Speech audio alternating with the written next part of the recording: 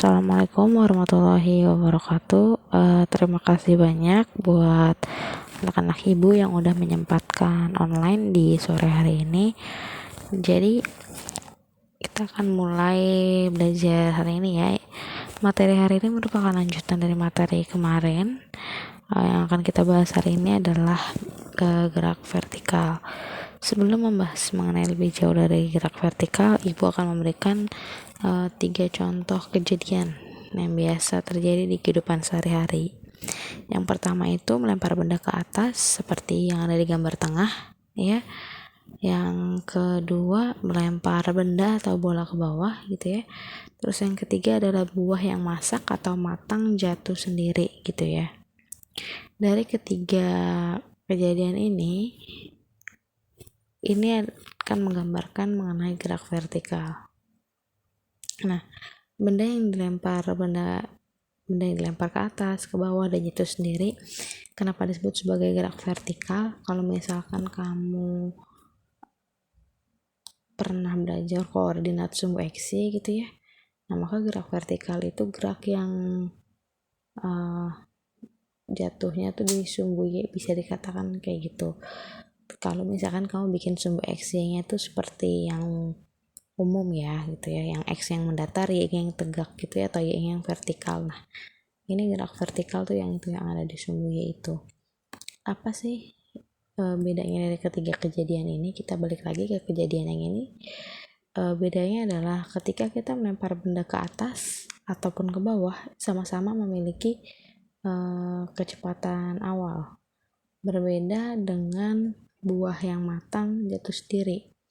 Yang matang jatuh sendiri itu maksudnya dia pohonnya nggak digoyangin, atau buahnya nggak dilempar sendal, atau buahnya nggak disodok-sodok pakai galah gitu ya, jatuh dengan sendirinya. Itu berarti dia tidak diberikan gaya luar atau tidak diberikan gaya eksternal, maka itu kecepatan awalnya bernilai 0.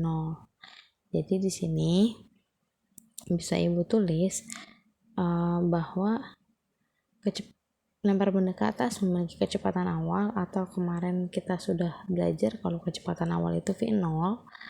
Begitu pula dengan lempar benda ke bawah, berarti dia juga punya nilai V0 gitu ya. Lalu untuk buah yang jatuh sendiri gitu ya, dikarenakan tidak memiliki kecepatan awal, maka secara otomatis nilai dari V0-nya itu adalah 0 gitu ya. Kenapa 0? Ya kan dia nggak pakai kecepatan awal gitu.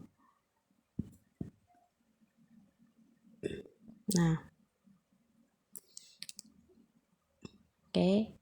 Selanjutnya adalah apa saja besaran yang mempengaruhi gerak vertikal.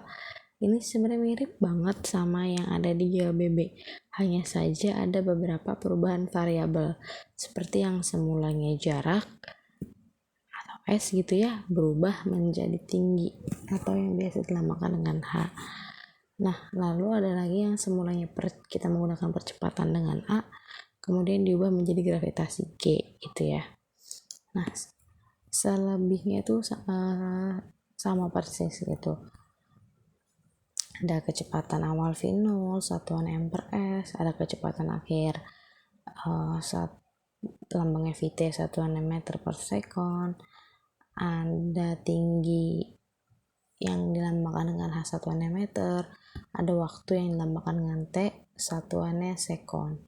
Oh ya, untuk G di sini maksudnya adalah percepatan gravitasi ya gitu. Jadi kalau yang di gerak lurus kemarin percepatan tok A aja, kalau untuk gerak vertikal itu ya percepatannya A tadi berubah menjadi percepatan gravitasi atau G gitu ya. Oke. Nah, percepatan gravitasi ini udah ada nilainya gitu ya. Nilainya itu bisa jadi 9,8 atau 10. Lalu yang mana yang akan kita gunakan? Umumnya kalau soalnya tidak request ya, yang kita pakai 10 gitu ya. Tapi kadang ada soal-soal yang request dalam artian seperti ini. Gunakan G 9,8. Nah, itu berarti mau nggak mau kita pakai 9,8. Atau soalnya request gunakan G sama dengan 10. Berarti kita gunakan G yang nilainya 10. Kayak gitu aja sih. Jadi based on soal nanti. Tadi saya udah bilang kalau positif itu dipercepat, kalau negatif itu diperlambat. Kayak yang kalian pernah alamin lah, kalau ngelempar benda ke atas atau ngelempar benda ke bawah, pasti lebih cepat yang ke bawah. Nah, karena lebih cepat yang ke bawah, maka yang ke bawah itu tandanya nanti positif gitu. Kenapa sih dia bisa lebih cepat? Karena dia searah dengan gravitasi. Begitupun dengan yang negatif. Jadi kenapa dia negatif? Karena diperlambat. Kok dia bisa melambat? Karena dia melawan gravitasi kayak gitu. Jadi kalau kita lihat ya, kita adaptasi persamaan gerak vertikal tuh dari GLBB. Jadi sebenarnya kalian cukup hafalin GLBB aja. Kalau rumus GLBB apal, pasti rumus gerak vertikal apal. Dan mau nggak mau rumus emang diapalin. Nanti kalau udah terbiasa ngerjain soal, pasti apal dengan sendirinya. Oke, kita balik lagi ke sini. Tadi kan udah dijelasin kalau yang berubah adalah S jadi H dan A jadi G, gitu ya. Jadi di sini yang tadinya VT, V0, AT, A-nya berubah jadi G, S-nya berubah jadi H. Nih, jadi yang awalnya tadi VT, V0 plus minus AT, jadi VT, V0, GT. Nah, ini langsung spesifik minus karena ini adalah rumus gerak vertikal ke atas. Karena kan kalau ke atas dia diperlambat, makanya di sini minus GT. Gitu ya, atau secara tidak langsung menunjukkan bahwa gerakannya itu melawan gravitasi bumi. Itu. Ini bisa kalian baca sendiri. Ini rumus untuk gerak vertikal ke bawah. Karena ke bawah itu dipercepat atau searah dengan gravitasi, jadi yang kita gunakan di sini positif kayak gitu. Nah, selanjutnya untuk rumus gerak jatuh bebas, sebenarnya kan jatuh bebas itu geraknya ke bawah-bawah juga. Tapi apa bedanya sama gerak vertikal ke bawah? Bedanya yang tadi sudah dijelasin nih. Jadi sama-sama arahnya ke bawah, cuma bedanya kalau yang melempar benda ke bawah itu ada kecepatan awal, kalau jatuh bebas itu kecepatan awalnya 0. Akibatnya rumus yang tadinya PT V0 plus GT karena kecepatan awalnya 0 atau V0-nya 0, jadi V0 diganti 0 aja. Otomatis yang tersisa adalah V sama dengan GT gitu ya, atau bisa juga VT sama dengan GT. Ini juga gitu, V0 kan 0 kuadrat. Ya udah, habis gitu ya. Jadinya kita punya VT kuadrat adalah 2GH nih yang ini. Terus ini V0-nya 0, akhirnya sisa tinggal setengah GT kuadrat gitu. Jadi ini sudah rumus. Jadi ketika V0 sama dengan 0-nya disubstitusikan ke persamaan GLBB. Selanjutnya bagaimana dengan grafiknya? Grafik vertikal itu, gerak vertikal sama persis dengan grafik GLBB. Bedanya ini bukan percepatan tetapi jadi percepatan gravitasi. Bukan A tapi G. Nah, untuk posisinya itu berubah juga jadi ketinggian. Penjelasannya hampir sama. Kalau miring ke atas berarti dia dipercepat, artinya gerak yang jatuh ke bawah. Kalau yang miringnya ke bawah, berarti kan dia diperlambat ini. Kalau diperlambat berarti dia gerak vertikalnya ke atas gitu.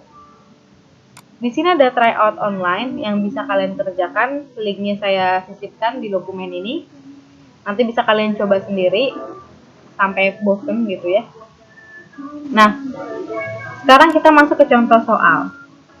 Di sini ada batu bermasa 200 gram dilempar lurus ke atas nih, dilempar lurus sama si orang yang pakai baju merah, kelihatan nggak?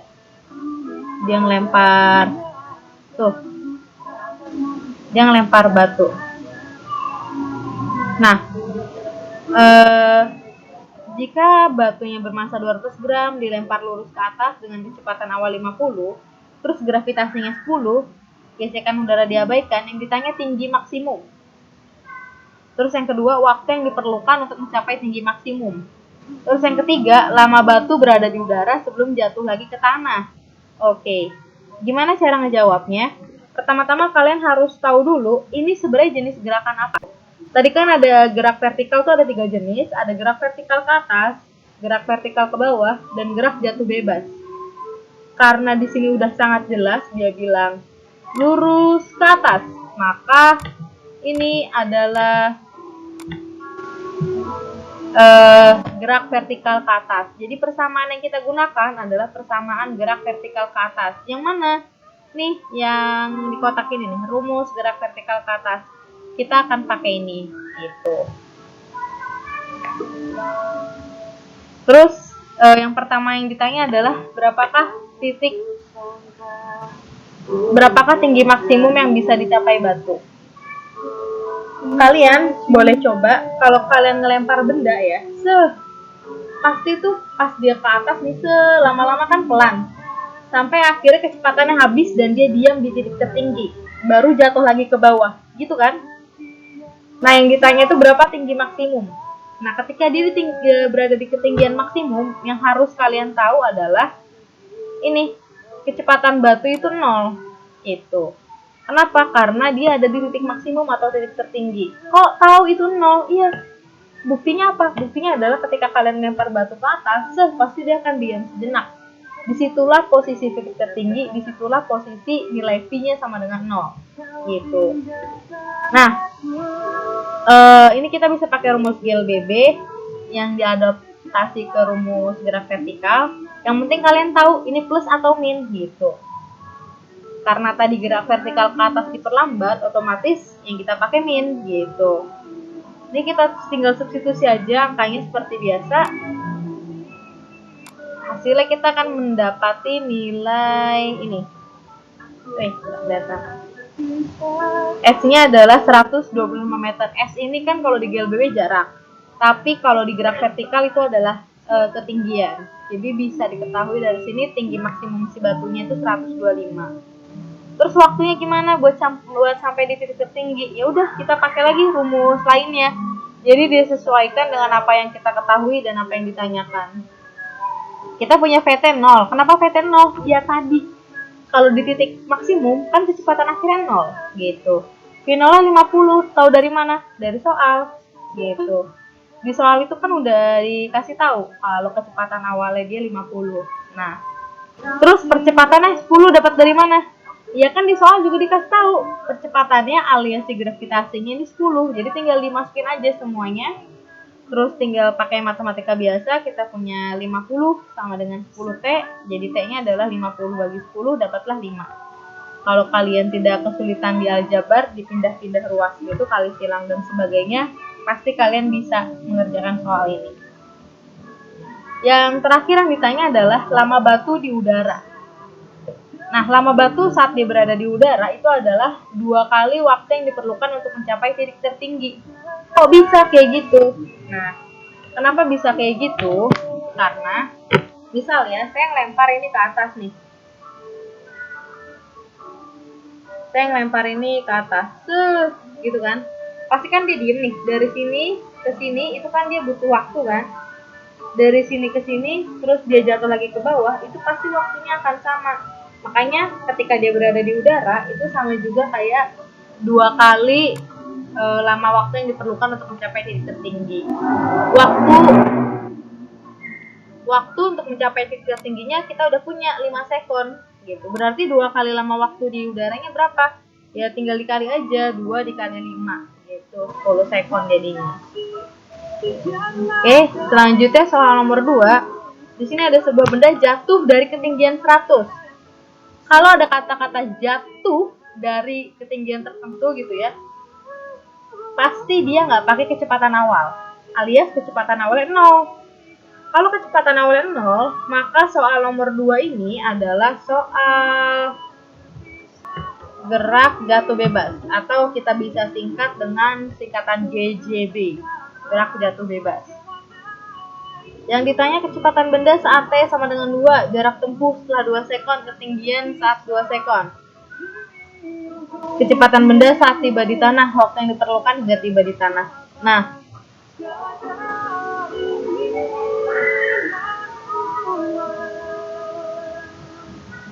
jadi kita punya kan sebuah benda jatuh dari ketinggian 100, jadi dari atas ke bawah.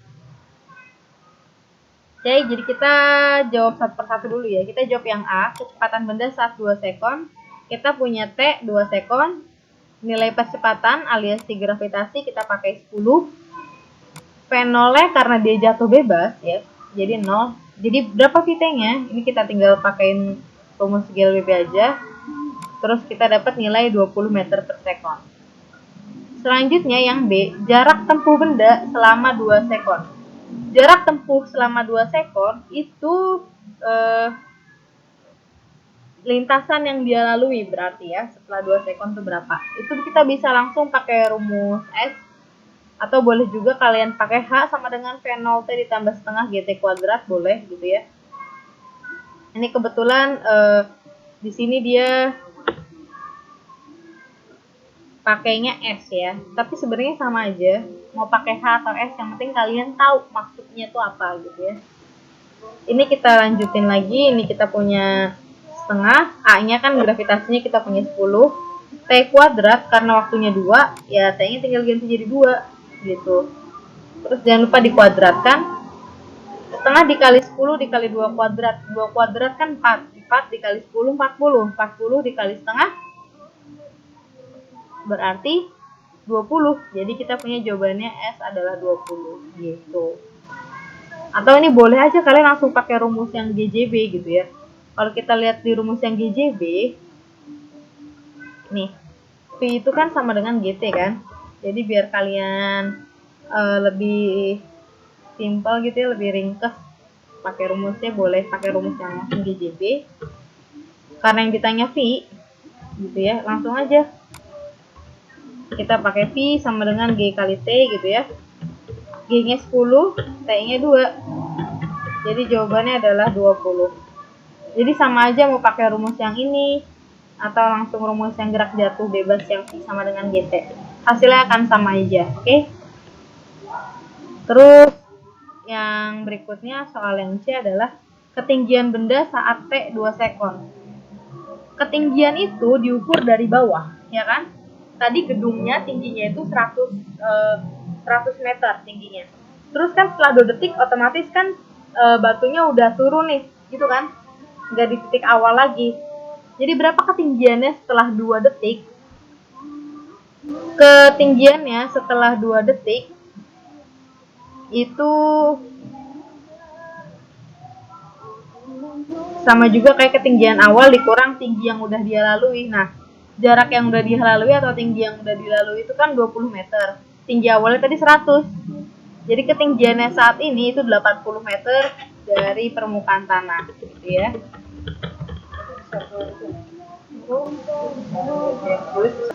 Oke, tadi kita udah sampai di sini 80 meter dari permukaan tanah, gitu ya. Sekarang pertanyaan yang D adalah kecepatan benda saat tiba di tanah. Kecepatan benda saat tiba di tanah berarti kecepatan akhir, gitu kan? Nah, karena kecepatan akhir berarti kalau kita pakai rumus gerak jatuh bebas ya, V itu kan sama dengan GT, ya kan? Tapi kita harus tahu berapa waktunya nih buat sampai di tanah. Sehingga untuk mengetahui berapa waktu yang dibutuhkan buat sampai tanah, kita pakai persamaan yang kedua. Di sini bisa kita lihat di yang soal yang D. Jadi pertama-tama itu kita bisa cari waktunya dulu ya. Ini kita coba dengan cara yang berbeda.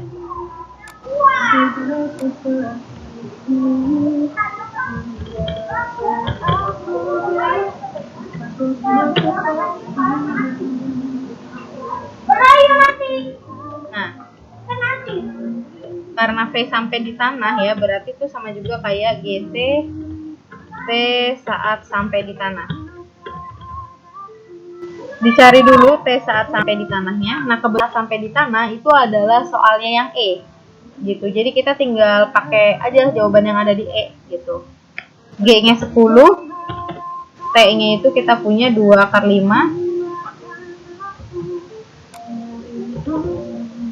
Nah, 10 dikali 2 akar 5 yang kita kalikan cukup bilangan utamanya aja, berarti 10 dikali 2, jadi kita punya 20 akar 5. Hasilnya sama aja kan? Sama yang pakai rumus yang ini nih, P kuadrat sama dengan 2GH itu juga bisa.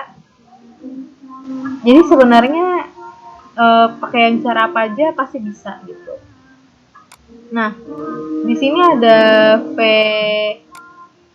PT kuadrat sama dengan V0 kuadrat plus 2S. Ini dia masih ngadopsi dari rumus GLBB ya, tanpa diubah A sama S-nya. Terus di sini kenapa tiba-tiba muncul akar? Nah, karena di sini ada VT kuadrat. Jadi kalau kita lanjutin ya dalam bentuk VT kuadrat, untuk menghilangkan kuadrat ini kita harus berikan dia ya. Jadi kan yang kita cari VT aja bukan VT kuadrat, jadi kita harus hilangkan kuadratnya. Nah, untuk menghilangkan kuadratnya ini kita menggunakan akar. Nah, yang di akar siapa aja? Yang di akar itu VT kuadratnya, terus sama semuanya yang ada di ruas ini. Jadi ruas kiri dan kanan itu di akar. VT kuadrat di akar jadinya VT, 0 di akar habis, plus 2AS di akar jadinya akar 2AS gitu. Terus tinggal dimasukin aja akar 2, A-nya 10, S-nya tadi ketinggian si bendanya 100, 2 kali 10 kali 100 itu 2000 ya. 2000 itu kalau kita mau tulis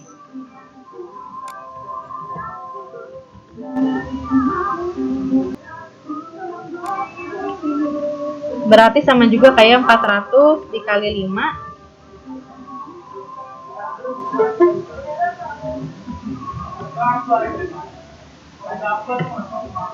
Nah, 400 dikali 5. Jadi kalau kita mau sederhanain bentuk akar 2000 ini, kita bisa ubah jadi 400 dikali 5 gitu. Nah, 400 dikali 5, 400-nya itu kalau di akar kan jadinya 20, ya kan?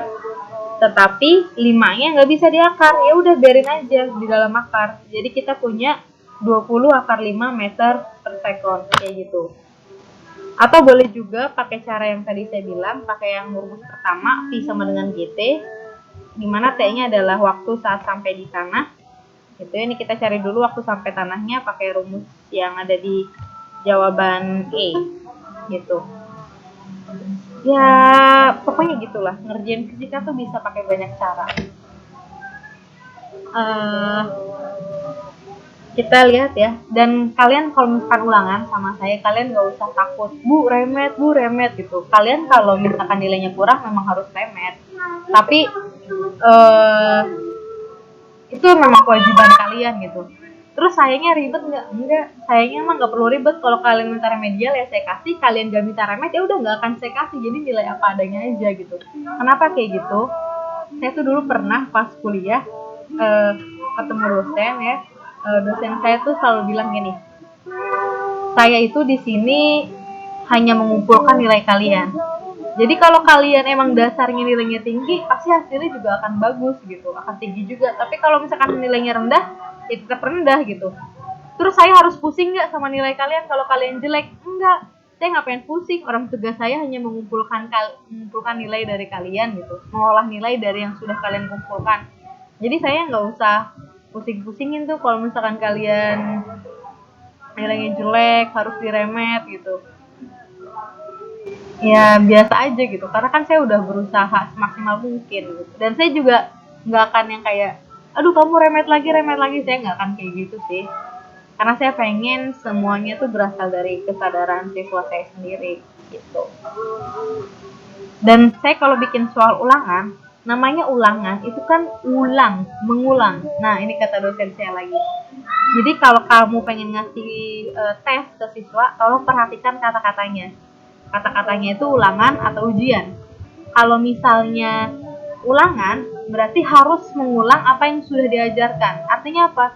Artinya kalau soal yang diberikan itu A, maka ulangan yang diberikan harus mirip dengan A. Bukan latihan mah apa, ulangan mah lebih susah. Jangan kayak gitu. Karena yang namanya ulangan itu mengulang. Tapi kalau saya bilang ini ujian, nah kalau ujian baru tuh lebih susah. Jadi antara yang diajarkan hari-hari sama yang diberikan itu lebih susah sedikit. Itu namanya baru ujian. Tapi kalau yang namanya ulangan itu harus sama, level kesusahannya sama. Jadi tolong diperhatikan baik-baik soal yang muncul dalam 2 hari ini, karena berpotensi keluar saat ulangan. Gitu. Oke, kita masuk ke contoh soal nomor 3. Di sini ada sebuah benda dijatuhkan dari ujung menara tanpa kecepatan awal. Lagi-lagi kalau kita ketemu soal kayak gini, kita harus tahu maksud soalnya. Kalau tanpa kecepatan awal, berarti ini masuk ke dalam kategori gerak jatuh bebas. Oke? Terus kita punya kecepatan gravitasi yang dipakainya adalah percepatan gravitasi yang dipakainya adalah 10. Yang ditanya adalah tinggi. Nah, tinggi itu H kan? Nah, boleh juga S gitu ya. Terserah kalian mau nulis lambang apa. Saya sih gak akan mempermasalahkan selama itu memang masih dalam batasannya fisika gitu. Yang penting kalian tahu maksudnya. Oke, di sini kita punya V0 0 meter per sekon karena dia jatuh bebas, nggak ada kecepatan awal. T-nya 2, G-nya 10, yang ditanya ketinggian. Kalian boleh langsung pakai ini rumus yang ada di kotak biru. Nih rumus yang ada di kotak biru. Jadi buat nyari H itu tinggal pakai setengah GT kuadrat. Jadi setengah dikali 10 dikali 2 kuadrat. Tapi boleh juga pakai rumus yang masih ada V0 dikali T-nya, boleh-boleh juga. Yang penting kalian tahu kalau V0-nya adalah 0. Kenapa 0? Karena dia gerak jatuh bebas gitu. Kalau kalian habis dengerin pembahasan ini terus coba kerjain soal sendiri, pasti kalian ngerti deh maksud saya tuh apa. Gitu. Kalau kalian masih agak-agak bingung sekarang ini ya itu wajar sih. Karena kan kalian mungkin belum banyak latihan soalnya. Tapi kalau kalian sudah sering latihan mandiri pasti lancar. Oke, ini udah soal terakhir dari saya. Sampai sini ada yang mau ditanyain? Saya mau nanya sebenarnya Kenapa sebenarnya? yang itu sebenarnya kapan ketinggian itu kan? Iya benar. S itu sebenarnya H. Bebas mau pakai yang di LBB-nya atau mau pakai yang Iya bebas. Yang penting kamu tahu kan rumusnya itu kan ada plus minus. Yang penting kamu tahu kapan kita pakai plus, kapan kita pakai min gitu. Yuk. Oke, yang lain silahkan kalau ada yang ingin bertanya. Suma, Reina, Dwi, Purota Ayun, Reva, Vanes. Kalau nggak ada yang pengen ditanyain, saya tutup ya. Oh, ya Reina mau nanya? Enggak. Oh enggak. Oke, semoga cukup jelas. Silakan diulang-ulang lagi nanti di YouTube karena saya akan taruh ini di YouTube. Begitu pula dengan dokumen yang saya gunakan saat ini. Semoga sedikit mencerahkan ya, karena kalian gak ada yang nanya. Jadi kita tutup aja pertemuan hari ini. Terima kasih atas perhatiannya. Wassalamualaikum warahmatullahi wabarakatuh. Waalaikumsalam warahmatullahi wabarakatuh.